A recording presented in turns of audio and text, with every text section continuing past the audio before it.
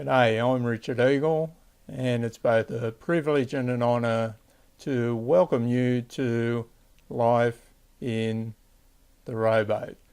So glad to have you on board, and it is my fervent prayer that as you journey with us here at Life in the Rowboat, that you will discover that the fear of failure and the fear of the future will become things of your past. Now, you may be a little bit puzzled as to what on earth does the rowboat have to do with Christian living? Well, I thought you might ask that question. So I want to spend a few moments in just sharing with you a brief insight into the relevance of the rowboat. Really flows from Jeremiah 29:11, which many of you, if you grew up in the time period that I was a child, you may well have memorized this verse at Sunday. So Jeremiah 29:11 says, "For I know the thoughts that I think toward you, says the Lord, thoughts of peace and not of evil, to give you a future and a hope." The word future there in Hebrew is the word agarith, and it means afterwards, backwards, or after part. And if you were like me, on hearing that definition, you go, what? It seems to be totally upside down to our mindset of what the future looks like. We always think of the future in terms of looking forward, but in Hebrew, it's got this very strong meaning that focuses our view backwards.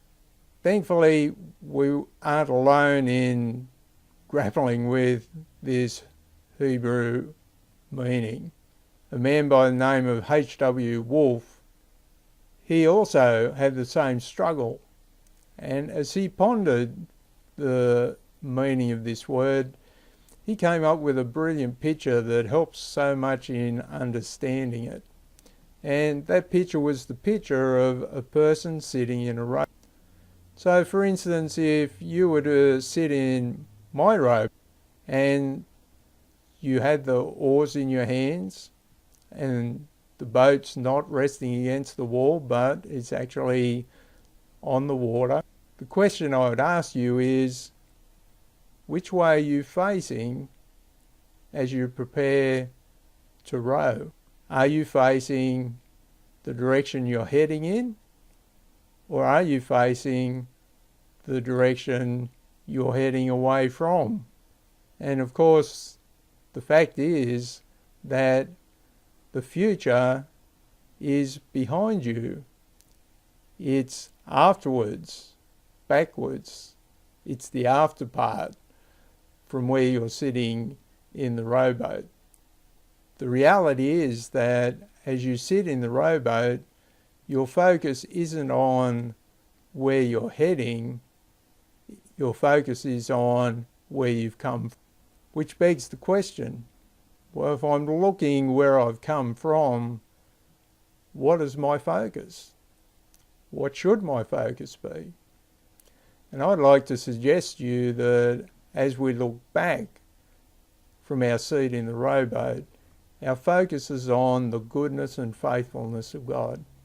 You see, throughout all the generations, God has shown himself to be the constant through all the events of history. He alone is the unchanging one. He is the epitome of goodness and faithfulness, regardless of what was going on in any point in history. And it is this view from the rowboat that begins to open up new realms of understanding what the Christian life looks like and how we can experience it in a much fuller and more vibrant way. So again, welcome to Life in the Rowboat. please feel free to have a look around on the website, and I'd love to hear from you. Go to the contact tab and shoot me a message. I'd love the opportunity to put you on my mailing list, and you can get a copy of my regular Hebrew word picture devotionals delivered right to your inbox regularly on a week by week basis. And these words are powerful, and I look forward to connecting with you, getting to know you, and sharing in your journey as we learn what it is to do life in the rowboat. Bless you.